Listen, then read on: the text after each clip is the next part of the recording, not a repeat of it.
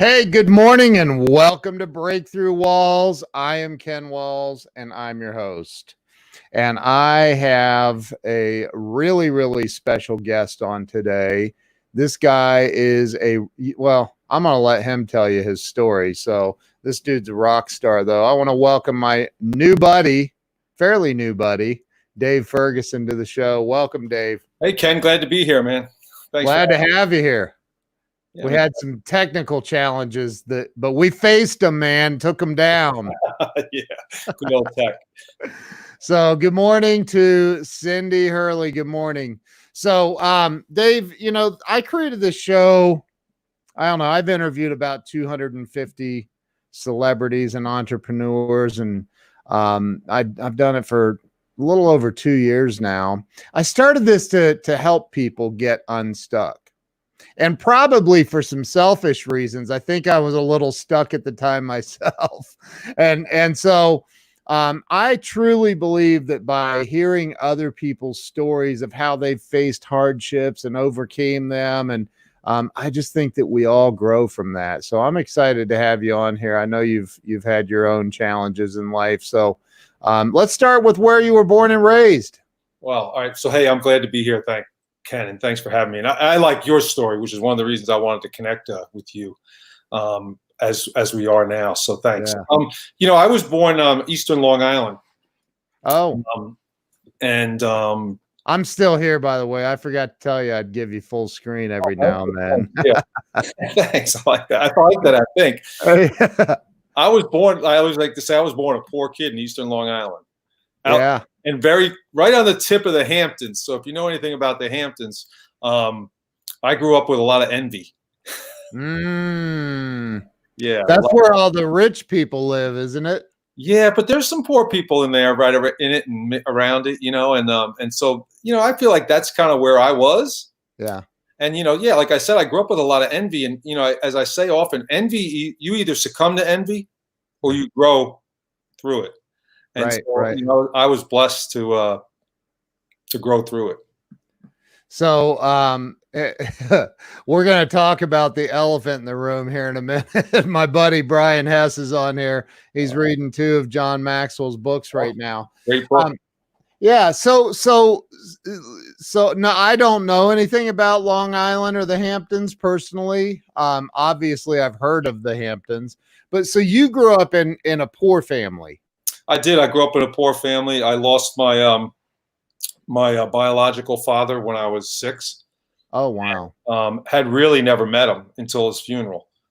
Oh, geez. So for me, that was a defining moment in my life. And I was one of 6 kids. I still am one of 6 kids. My mom's deceased now. I had a stepdad who is deceased as well.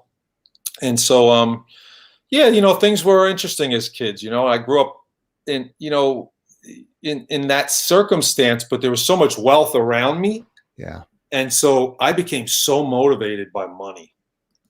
Really? Yeah, I became so motivated by money. Like I was a hustler as a kid. Like, I like to say, how people say that, they were born in, they were dirty, or I forget the term really, but I always say I was kind of like, I started out quicksand, and so I had to crawl out. And that's where that whole envy piece came, because I did have a lot of envy and I wanted different things in my life and I wanted more. And there was something there really early that sparked me. In my book, I say it was around 10, but part of me thinks it was a little earlier, but 10 was really where I could remember it happening. Yeah. So I became a hustler, man. Like I was up early, like I still am today. And I was the first kid out on the streets shoveling snow, raking lawns, shopping for older people, just a hustler. So I always had money in my pocket. It was such a driver for me early on in my life. I love that, man. I have a similar story. And for those of you in the South that don't understand, snow is this white slippery stuff that falls out of the sky and people hate it laying on their sidewalk. So you were out hustling, going door to door, selling snow shoveling services. Oh, whatever, man. I would do it. Whatever it took, I would do it. I just felt like to change my circumstances, I had to take control. Like I say in my book, around 10, I really realized, while I had people that loved me around me, it was all up to me. Yeah. Yeah. So when did your mother pass away? My mom passed away. It'll be 8 years. It'll be 8 years. Oh, okay. So recently, I got you. Yep. So as a kid, though, you lost your biological father at 6 years old. 10 years old, you had this epiphany that you needed to take control of your life. And what happened from there? What was school like? Did you do well in school? Were you? I was a good student. I was kind of an average student at the beginning. Yeah. You know, and then it upgraded. Like I upgraded. I was popular. I was my senior class president, and oh wow, so I was involved. I was a fairly decent athlete, and I was semi-popular.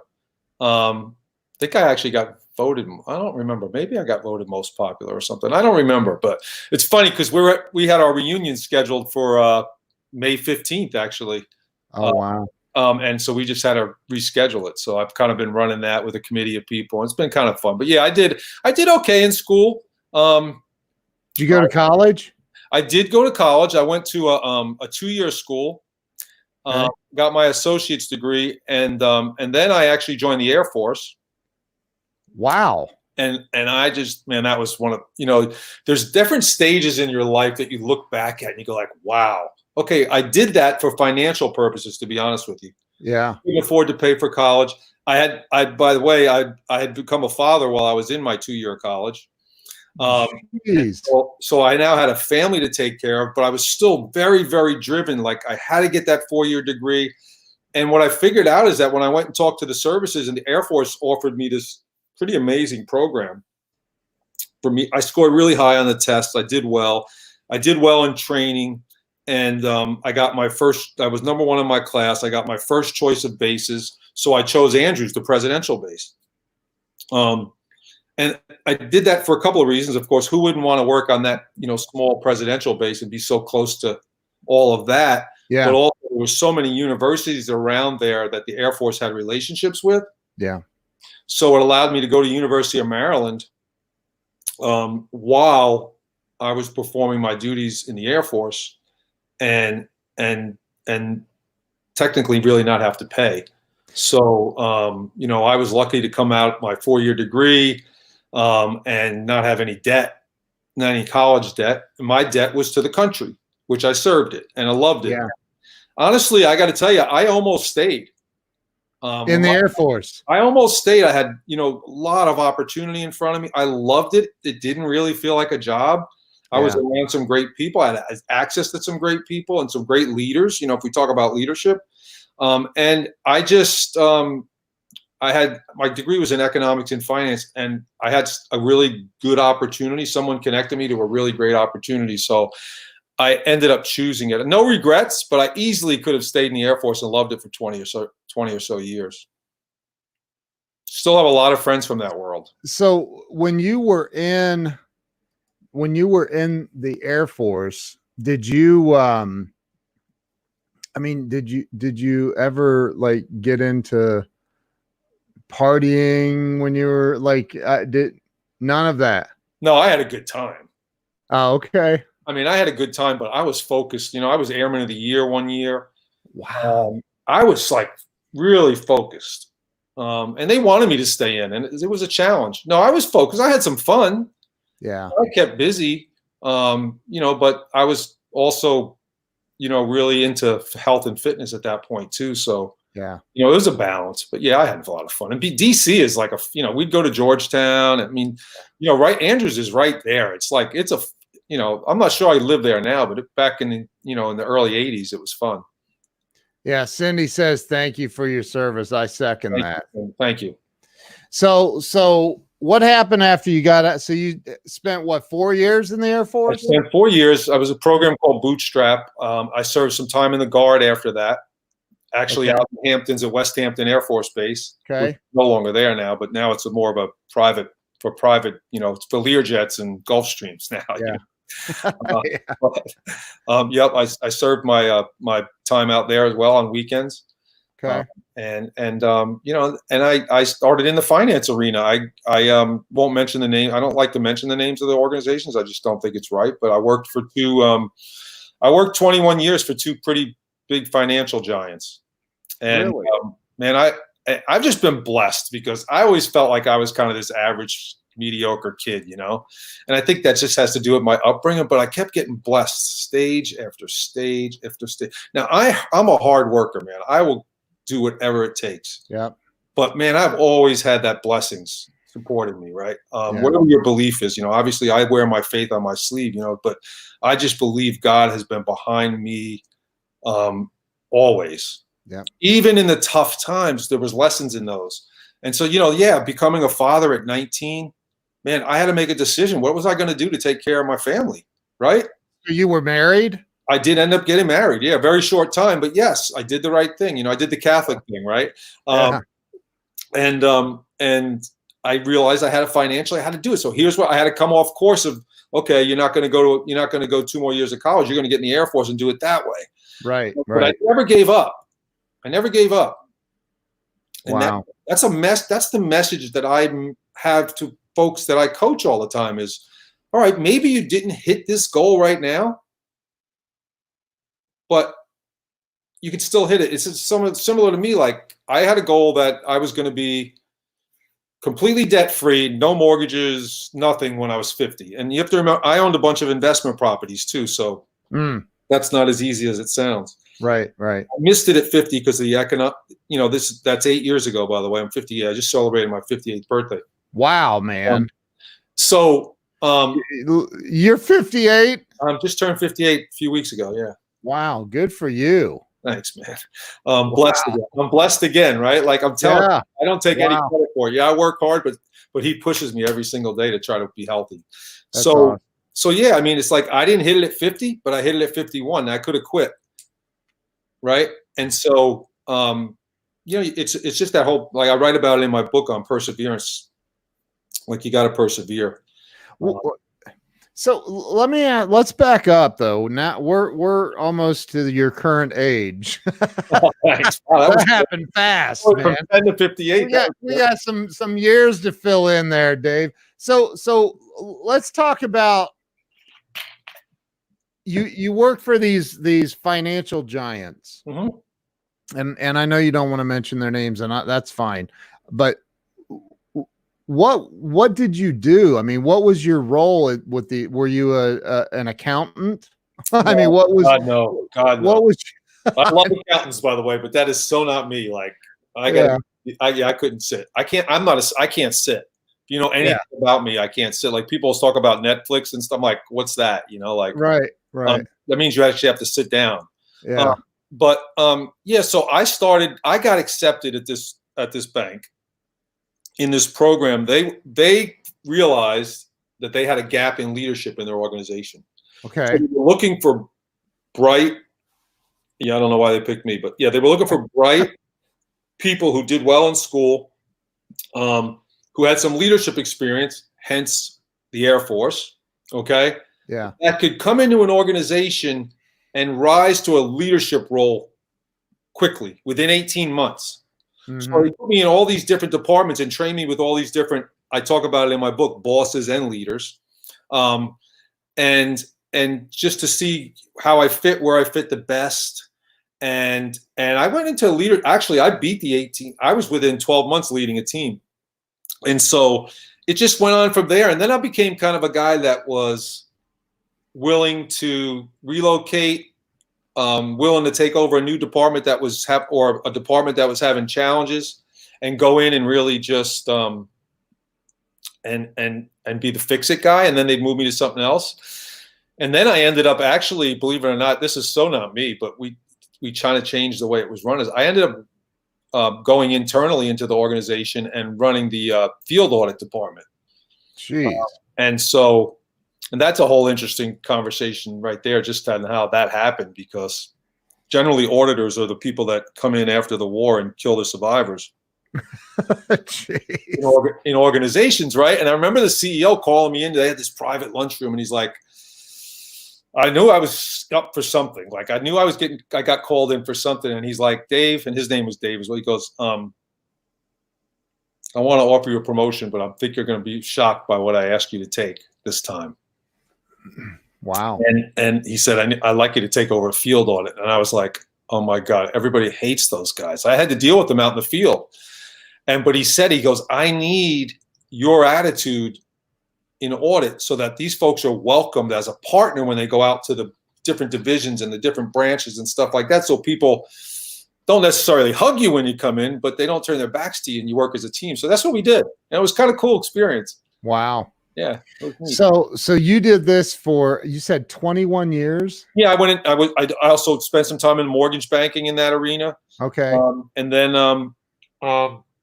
I decided to get out. I got out at a really good time. Like I got out a year before with a really nice retirement package, because the next year, most people got out without a retirement package because they were forced out.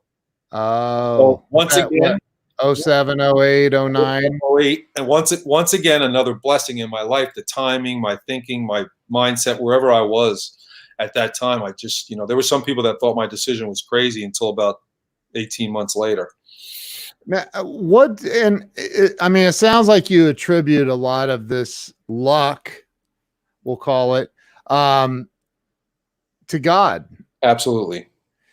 First and foremost. How important of a role do you think that has played along the way? Well, my mother and my grandmother and my mother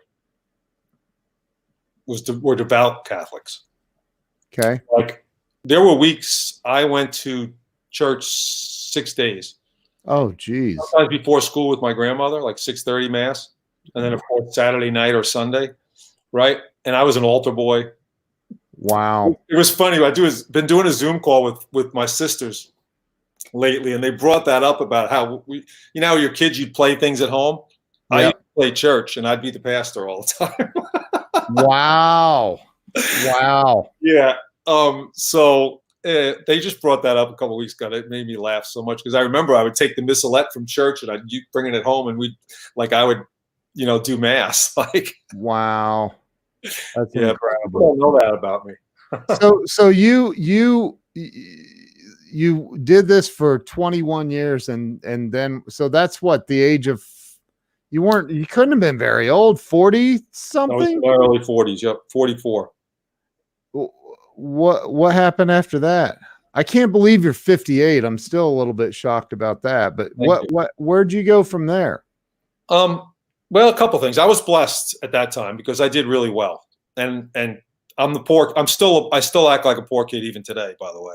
Do you really? Yes. Even with I can't tell from your house behind you. It looks gorgeous. I'm in my Hilton Head place right now, but once again, blessed, right? So I've always been that poor kid. So I've been a saver. And I did well. So it was easy for me to come out and say, okay, let's figure out what you're going to do. I wanted to try working for myself and building my own brand. Yeah. I had opportunities, so I knew I could go back. So I did have kind of that. I had safety nets. I had the financial safety net. I had the safety net of, hey, you're in your 40s and people will still hire you. But I wanted to try something different. I had been following Tony Robbins even in my corporate days. I ended up getting a connection to him, a very strong connector to him. So I got to spend a little private time with him. And of course, I had to fly to Fiji to do that. But I was willing to. That wasn't so bad. And there must have been a terrible trip. Yeah, there was opportunity for me there. And I decided that told me that I could go do this myself. Wow. And then I just sought out some other mentors, one that we share.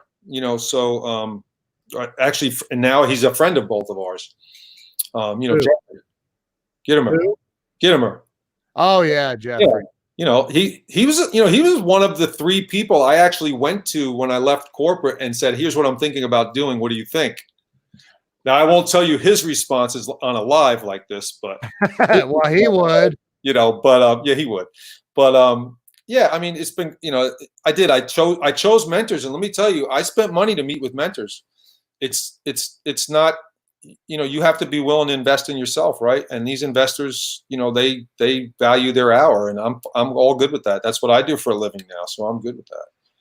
They help me a lot. I gave a lot of credit to the man above, but also the people that I've chosen to into my life to mentor me as well. Yeah. Well, I just sent Jeffrey a text. Let's see if I can get him on here to start maybe goading you or something. Uh-oh. So you went over the Tony Robbins thing a little bit quickly, and I want to talk about that for a minute, because I remember I was born a poor child as well, and didn't take the path you took. I took a way different path. But I do remember at about 21, 22 maybe years old. So about around 30 years ago, maybe a little less. I don't remember, but I read Awaken the Giant Within. That book landed in my lap somehow. And that's the first one I read. It rocked my world, because and the one thing I remember is him talking about flying through San Diego in his jet helicopter. Yeah. And I was like, what? Who owns a jet helicopter? Yeah. And then like he talks about hovering over a building and realizing that it had only been 10 years earlier. He was like the head janitor of that building. Yep. Mm-hmm. And he's like, and wow, I realize how things can really change, and so when you went to Fiji and hung out with Tony, what changed? Did anything shift for you? And I mean, you said you realized you could do it on your own also, right? Yeah, I think my belief shifted.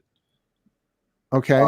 I think I shed some of the limiting beliefs that I could actually go out and do this, that I could be a brand, that I could be successful outside of the corporate world.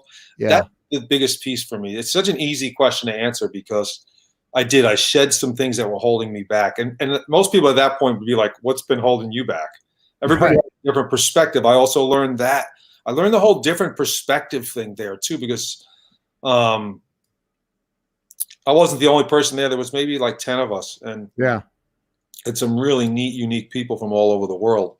And a couple of big names. Of course, I was nobody then. I still consider myself not a big name, but I shed some limiting beliefs, and I really learned how to look at other perspectives and honor other perspectives. And doesn't mean I have to believe in those other people's perspectives or follow those perspectives. But here's the thing, is that in this industry, in the coaching industry, if you try to coach only from your perspective, you're a lousy coach. Yep. Okay. And you still might be getting paid a lot of money, by the way. Yeah. I just won't do that. I'm open to I'm helping them with their perspectives. I'm not trying to pour my perspectives on them. Right. Right. And so I learn a lot about, I shed some limiting beliefs, and I came out believing, I can do this. Yeah. It doesn't mean I follow all that stuff. I love what Tony does. I've been to many of his events, still follow him. It's not my style. I'm more of a quieter type. I do a lot of the same things, right? Yeah. I follow a lot of the same rituals, I call them, and try to help people build those rituals in their life as well. But that's not my style, being big and bold and out there, yeah. I really like the smallness of my business sometimes. Yeah. If you like being quiet, say yes. Isn't that him? Say yeah. Say yeah. Yeah. Yeah. He's definitely he knows how to hold a stage for sure. I thank God for him. I mean, he's really started this industry that I'm in. Yeah. Right. Now that's a whole different conversation where the industry is now. We have some time. Yeah. But it's a little bit changed. Well, the bar to entry couldn't get any lower. I hate to say it, but anybody can become a coach. Yeah. Yeah. Well, and that's true. And they're everywhere. They're everywhere. But so after the Fiji deal, you come back to the United States and you had a fire, I'm sure. I mean, how could you hang out with Tony and not have some kind of a Come back, like find out. serious fire going on? Mhm. And where'd you go from there? You reached out to Gittimer? Is that when you reached out to Jeffrey? He's one of the people, and Okay. and I still tell him today, man. He gave me a lot of advice, Yeah. and some I didn't follow, and a lot I did follow. The Right. number one thing he told me, and he reminded me via text of this the other day because he saw me slacking in this area, is he told me to start writing. Yeah. He told me to start writing. Hey, Brian. There's Brian. He told me to start writing. He said, I don't care. Find a rag that will let you write in it weekly. Yeah. And so I did. And what I didn't realize is that rag owns 21 newspapers. Wow. Well, I had a weekly column called Ask Coach Dave. Wow, that's awesome. And I would entertain questions from people via email, and then I would try to answer it via a column. And it was popular. I still have Ask Coach Dave. I don't write in papers anymore, but I still use Ask Coach Dave often. And so that got me started. And then, John Maxwell is the person or the mentor who challenged me to start writing books. Right. And so you connected with Maxwell as well. Yep. I searched out and connected with John, and I actually worked with the John Maxwell Company as a coach and a speaker and a facilitator. And then, as you know, the John Maxwell team now, which is different from the John Maxwell Company, I was one of the founding partners of that organization, still very active in it. And that's probably close to 30,000 certified coaches, speakers, and trainers around the world now. I'm actually, I don't follow John Maxwell, just for the record. So I'm not familiar with the John Maxwell team or companies. So I'm not sure I know the difference, but what is the difference? Well, John Maxwell his company is John's company. Okay. And that's, hey, we go out to corporations and we coach and speak and do things, facilitate things. The John Maxwell team is about developing people as coaches, speakers, and trainers. Okay, got it. If you want to be a coach, speaker, or trainer, you can join the John Maxwell team. You'll be trained, mentored. You can go to events and things like that. And look, we don't need to talk too much about it here, but if anybody is interested in that, surely just reach out to me, askcoachdave@gmail.com. And I'll talk to you, answer any questions for you. It's a great organization. It's constantly growing. I think 160 countries we have coaches now. Wow. It's crazy. John's in that whole legacy area of leadership right now. Wow. This is a great piece for him to leave what's already a great legacy. So you got involved, and you said you were one of the founding partners of So basically the first year, right? Anybody who really joined immediately in the beginning, you were considered a founding partner. Got it. And it started small, and now you go to some of the events now, the certification events. There's 3,000 or 4,000 people at a clip there now. Jeez. Yeah, they're crazy events, man. They're like, wow. It's a fun event. Wow. You'll have a lot of people. You'll have a lot of people that have been, certified and part of the team for a long time that go back, and then you have all these new folks that come in. So it's a great mix of experience and people new to the team. That's pretty cool, man. Pretty cool family. So how long did you, or are you still? I'm still active. Yeah. Oh, okay. I'm not as active as I was, because, there's a lot of other people there. There's some great leaders in the organization. And I have scaled back quite a bit in my life. Yeah. I mean, you're getting so old. Yeah, I know. I'm kidding. That's a joke. Like 4 years from now, I can start collecting Social Security, right? Yeah. And I'm sure it's going to help you a lot, but here's, I think that let me just be real, man. Cause that's who I am. Your life sounds so easy. Oh God. I know. Well, Well, dude, give us some dirt. oh yeah, so like I know anybody that knows me is watching this going like, wait a second, it sounds like he was on a rocket ship, not a roller coaster. I know it really Oh my God, dude. Oh yeah. I mean, I've failed marriages. I have. I mean, I've stumbled, man. Like everybody, right? And I always go back to my faith to get me back on my feet. I will tell you, I have had hellacious years in my life.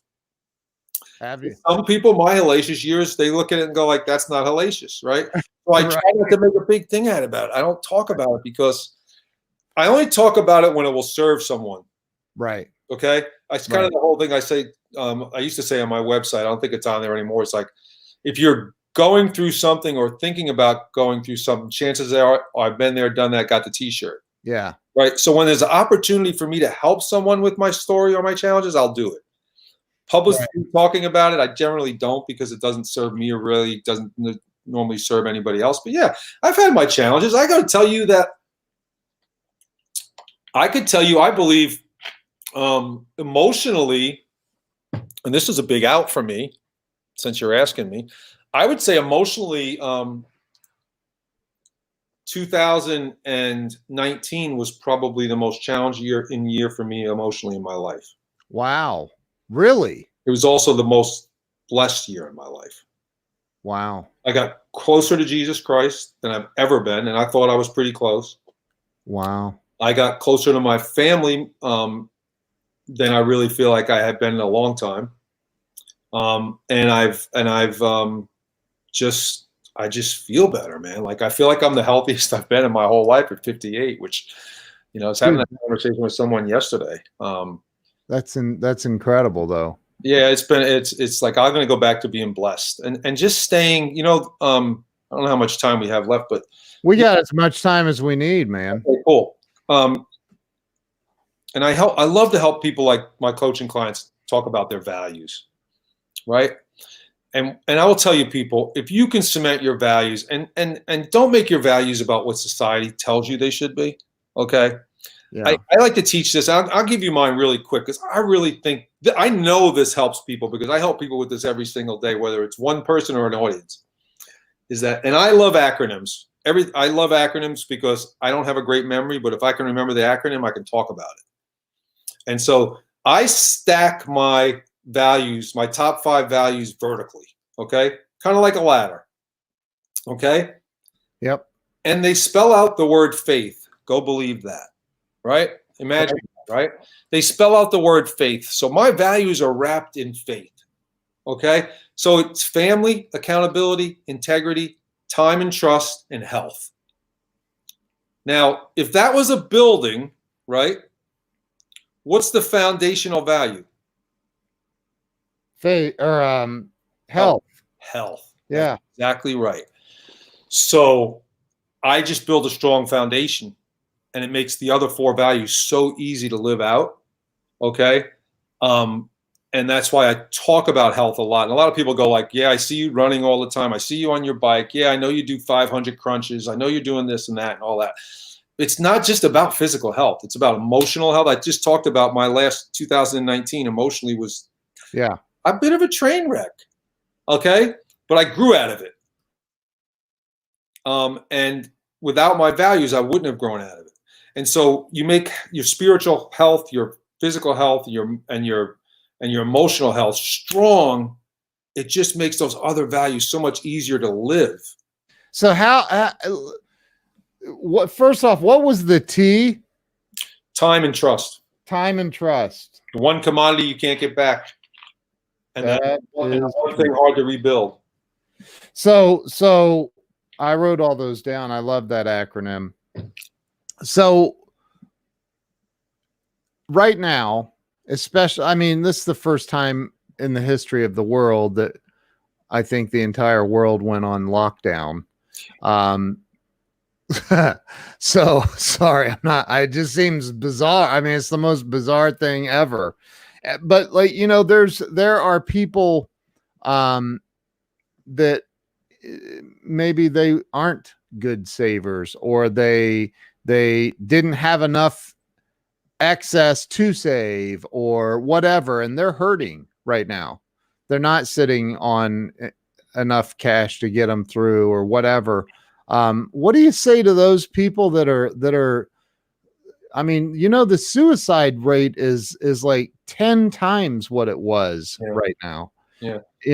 People are taking their own lives as a result of this what we're in the middle of. And what do you say to get through to them if they could afford to hire you as their coach? What would you say? Well, first of all, I'm taking some of them right now that they can't afford to hire. Love that. I'm going to go back to values. Like, what do you value? That's what I ask them. What do you really value? I've got someone that I coach that values really fancy cars and multiple homes and has had a challenging couple of years. And I've helped that individual change what he values. Okay. It's all about what you value. What do you value? And too many people, and myself included, sometimes value the social stuff so much. Right. Yeah. And I think that is causing a lot of depression in people, because like people who listen to this and they're going to be like, oh my God, this guy's not real. I get that a lot. It can't be that good. Right. But one of the biggest blessings I ever had was growing up poor, because it's made me, it's taught me values, what to value, what not to value. It's kind of given me I ask myself questions in my head before I act. Is this the right thing to do? Is this going to serve me? Is it going to serve others? And I think helping people today, I try to go back to the basics with them. They call it blocking and tackling, right? Yeah. But really, most people will tell you they have certain values, right? Right. I do this with audiences all the time. I'll say by show of hands, how many of you, when people ask you what's your top value, you say family? 99% of the audience will do it, and I'll go, you're all lying. And they'll go like, oh, well, they already hate me, right? But they're listening to me now. I have their attention. Yeah. The next thing I say is that, what good are you to your family if you're unhealthy? Right. Right? Right. You're no good to your family if you're unhealthy physically, mentally, spiritually. What help can you be? Okay? And so we're programmed to say certain values. What I try to do is help people pull them out. Turn off the noise. Like, what do you really value? Because I don't care where you are in your life. If you're working your top 3 to 5 values every single day, you're feeling better about your life. Okay? Yeah. I just don't, if I compare myself, which I don't, but I do look at other people in this industry that I'm in sometimes, and people are going like, yeah, you're sitting in a house on the beach in Hilton Head right now. Right. Yeah. Okay. I will tell you, I could have bought a place in Hilton Head a lot bigger. I'm 4th row. I'm not 1st row. I could be 1st row if I wanted to be. It's just not me. It's not that kid. It's not that poor kid. Right. And I'm fine with it. Yeah. I'm fine with it. And but it comes down to your values. And that's the piece I believe missing in most people that are struggling. I almost don't like to say this, but I'd love other people to get there. And I know there are other people that I've had zero stress around this the last 2 months. What I stress about is where we're going to go as a world, because of the control and the way I've seen people become sheep over this.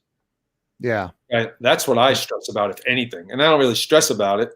I always go like, if it gets too crazy, I'm just going to find some little island somewhere, and smaller than Hilton Head, because Hilton Head's 10 miles. But right.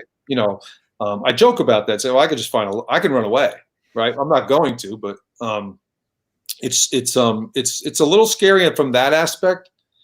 We need people from a leadership perspective to really step up and lead themselves well, be a great example to other people, so people feel comfortable with going to move forward again, right? And not being, you talked about the word stuck, okay? Yeah. Being stuck sucks. It does. But for some people, it becomes the comfort zone. And I'm fearful right now that a lot of people are going to get really comfortable being stuck. Yeah. Okay. And we support them in the stuck mode for now. Right. And there are people, I won't get politics wise, there are people politically that want people in that condition. And I will just tell you, whether side you fall on, it is not a healthy condition for anybody. Well, I think though, and my buddy Joe Ingram brings up a great point here. You know, I think, you know, I was I think a lot of people are programmed, man.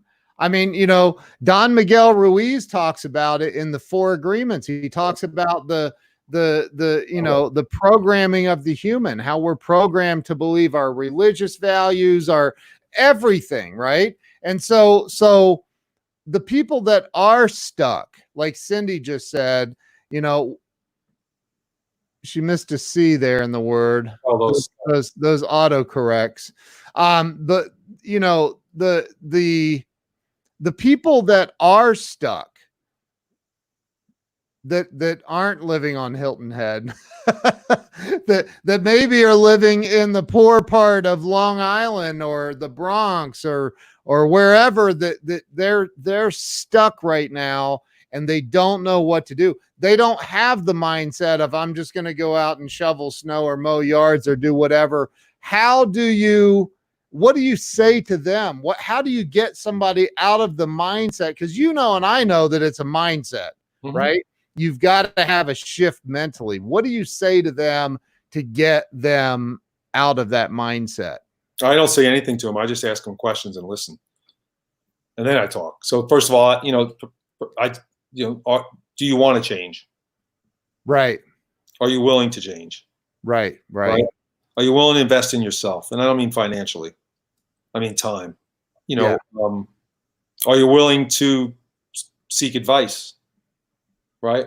You know, it's interesting now that we've connected offline. I'm going to seek your advice on something because, you know, I found something out about you the last couple of weeks that I want to seek your advice on. Yeah. I seek advice all the time. Sure. All the time. That's why I have all these mentors in my life. Right. Right. They've been there, done that. I'm behind them. So reach out. You're saying I will. I definitely will. No. What you're and yes, we'll talk, but I'm saying you're saying to people, you need to reach out. Don't stay stuck. Yeah, if you need help, don't stand along the side of the highway with a sign. Okay? Right. Reach out to help. Right? Yeah. People love to be asked for help, right? Like people love to be asked for help. Okay? Yeah. Just ask. Yeah, you might man, I've had some people tell me no. Yeah. But if I went through the list of people that I've invested in mentor-wise, like right now, you'd be like, okay, Maxwell's pretty big. Okay. Yeah. #1 leadership guru in the world. Gittimer, we both know he's big too. He's done pretty well, right? Tony Robbins, right? I could go on. Larry Winget. You know Larry Winget? He's been on the show. Yep. Yeah, you know Scott McCain. Okay. I've love Scott. Those two guys, I've invested in both of those guys. Yeah. Okay? They're mentors to me. And I'm grateful for them. I'm not going to hide that.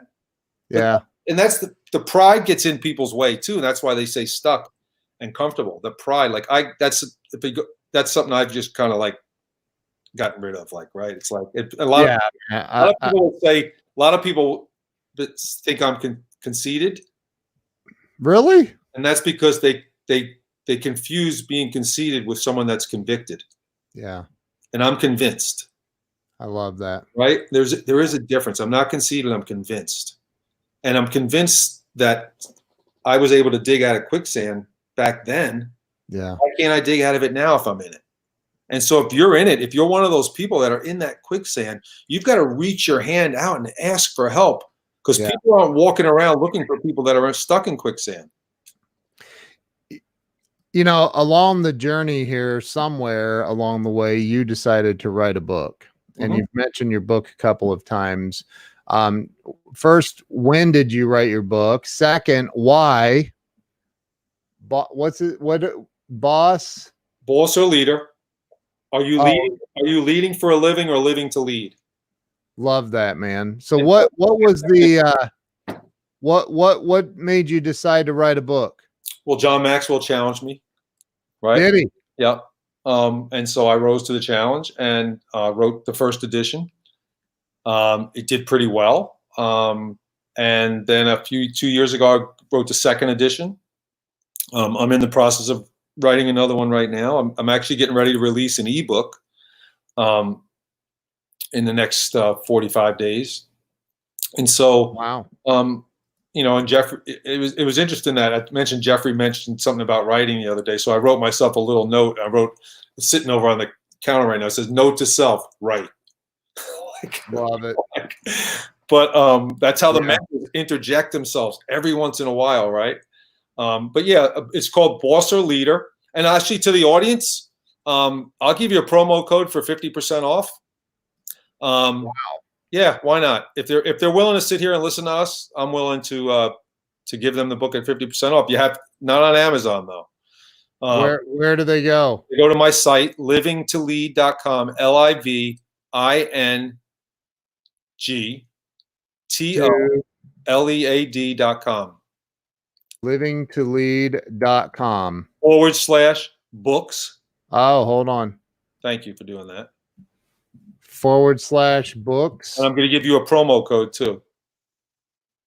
Okay. When you check out, the promo code is P as in perfect, E as in entrepreneur, 101.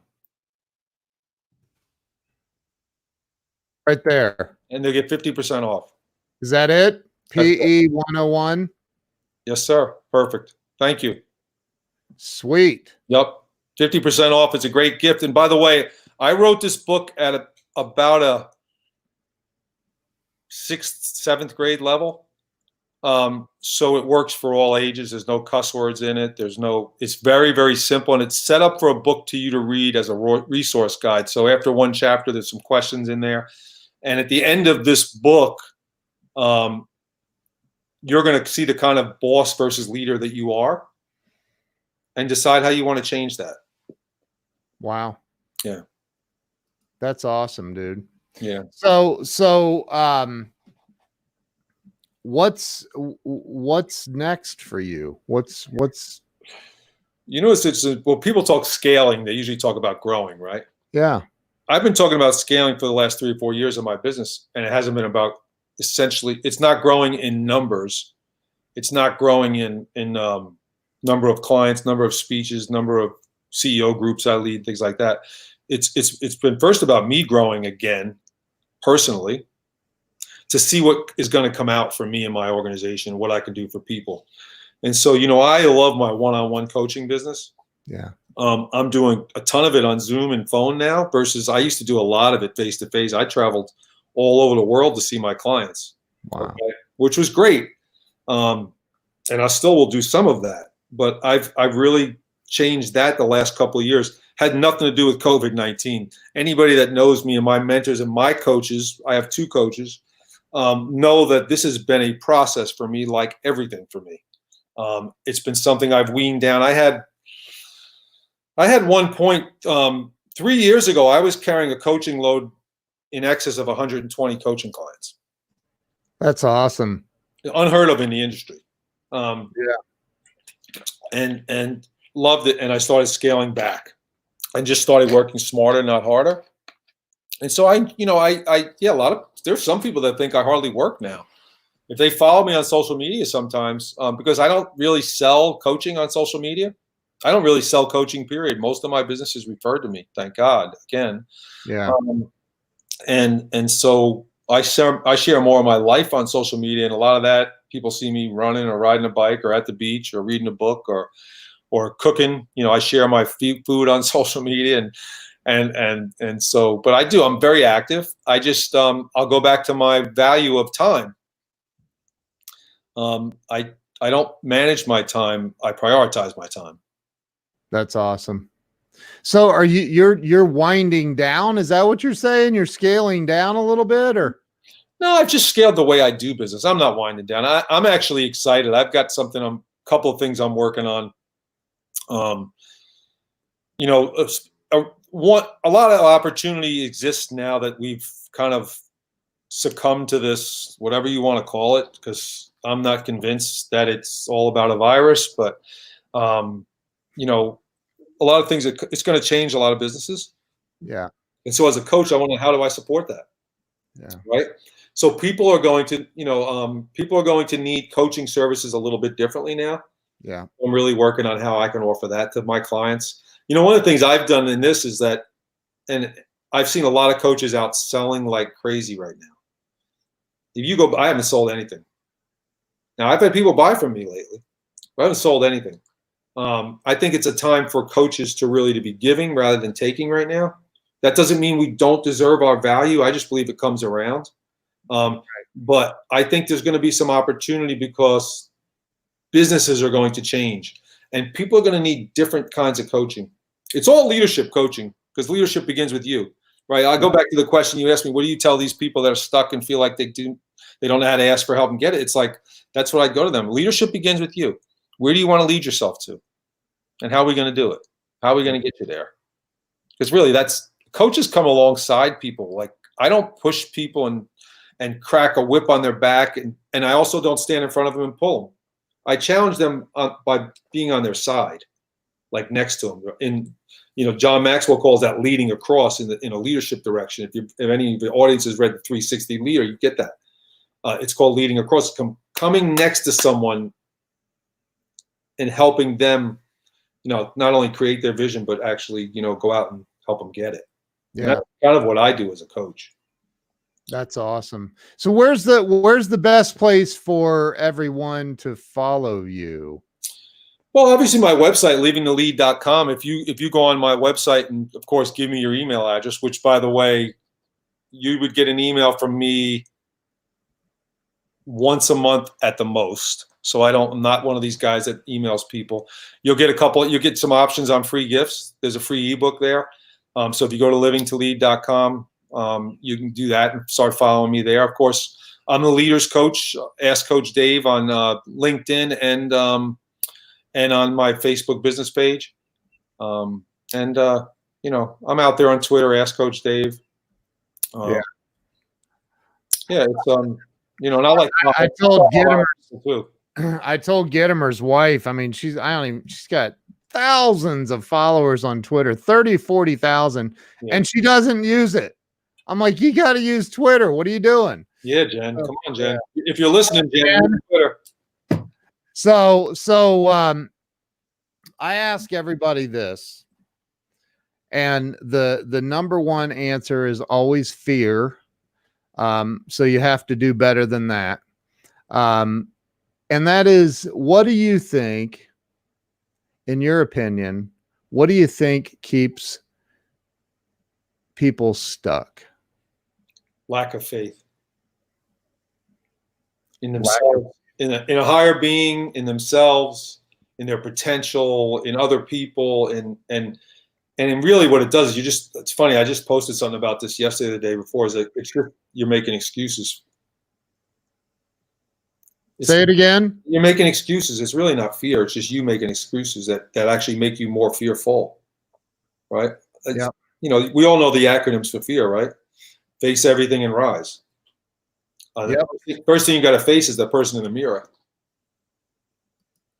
That's true. That is true. And I face it. Look, I do these things, like everything I talk about, I've either been through and I still do it. I don't call them habits. I call them rituals. And that's really one of the things I help clients do, is really create rituals around their values that is going to propel their business, their life, their family, everything that's important to them in their wheel of life.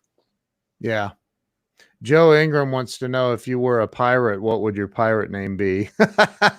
It's funny. It's funny. I met a buddy of mine yesterday. We just opened up in Hilton Head yesterday, so you can go out and get a drink or dinner now. Oh, really? Yeah. So I met a buddy of mine. He's got a detached retina, so he's having surgery today. Oh, geez. So he's going to have to wear the black thing over his eye, right? So I was told, hey, we're going to call you Pirate. Oh, it's interesting you brought that up. I don't know my pirate name. Oh man, that's a good one. I don't know. Like I normally just ignore Joe Ingram. I love good leaders ask great questions, right? So that's a great question. Joe, I might have to get back to you on that one. Joe's a good dude. He's a good friend of mine. So and I feel like you've already answered this, but I'm going to throw it out one last time. Again, there are people right now that are struggling to buy food for their children. There are people that are that can't pay their mortgage or their rent or their car payment. Maybe, you know, they've had a car repoed or their electric's being shut off or whatever. If somebody is afraid to reach out to you, they're afraid to reach out to somebody, they're stuck and they're living paralyzed in fear right now. And I don't know if you've ever been there, but I've been there many, many times in my life. Paralyzed. What words of encouragement can you give those people that are watching right now? Okay. So let me just, before I give those words, let me just tell you, I have been there before. Maybe not financially, okay, but emotionally. I just shared from last year, right? Yep. What's the first thing I did? I roll out of bed every day and I land on my knees. I love that, man. It's not to beg, it's to pray and increase my faith. So I would tell people, whatever you believe in, start on your knees, and you'll rise up. And that's not just my belief. It's happened to me many times. So yeah, you look, this looks great right now. Yeah, right. I got the palm trees in the back, and I got the screened in porch behind me and all that. And but it hasn't always been that way. And there's not a day goes by that I don't start on my knees. I love it, dude. I say this often, don't pray when it rains if you don't pray when the sun shines. Right. Amen, man. Right? Amen. Yeah. And it's never, and honestly, and without, it's never too late to be saved. It's never too late to be saved. All you have to do is ask. Yep. Love it, man. If you need help, reach out. Love that. I'm not an expert on it, but I'm working on it. I think you know what you're doing. Dude, thank you. I appreciate you taking the time coming on and sharing your wisdom and experience. I've enjoyed it, man. Thanks for having me. And I'm looking forward to growing deeper in a relationship. So likewise. Definitely I want to reach out to you in the next day or two about something. Well, don't hang up on me. I'm going to end the live stream, but I do want to say everybody go to livingtolead.com/books. And if you use the promo code PE101, you will get 50% off of Dave's book. It's awesome. So thank you, Dave. Appreciate you, man. Thanks for having me. Likewise. All right. We'll see you guys later. Thanks so much.